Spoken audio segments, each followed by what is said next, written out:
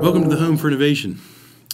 You know, we're just off the heels of both the RNC and the DNC. So both the Republicans and the Democrats are wrapped up their conventions, and they've told us what we already know, who their candidates will be. You know, once upon a time, you go back to Harry Truman in the old days, these conventions were really the way that we decided who would be president. It was the one opportunity for that candidate to expose themselves to the nation, talk about what they believed in, and really a lot of decisions were made at that time. But you know, today, we don't really have that issue. We got news media 24/7, we got Twitter, we got Facebook, we got social media. We don't have a problem knowing what's going on every minute of every day with the candidates. So my question to you today is simply this. We spent roughly $250 million on both of these conventions. Could that money have been used better?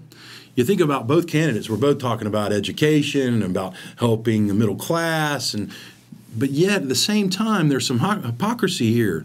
We're spending $250 million, most of it your tax dollars, on essentially a big party to communicate something that you already know. So what's the benefit of this? Frankly, I'd rather see that money spent on education or infrastructure, job creation, but instead we spend $250 million on two very large parties. Why does this matter to us? Because it's a misallocation of resources. When we're talking about raising taxes, folks, we got to look at the money we're spending. It's right under our nose and we're not paying attention.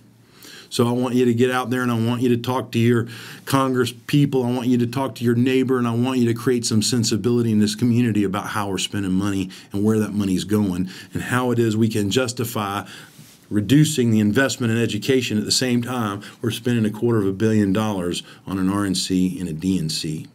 Why does it matter? Because manufacturing and innovation makes this country grow, not politics. See you here next time on the Home for Innovation.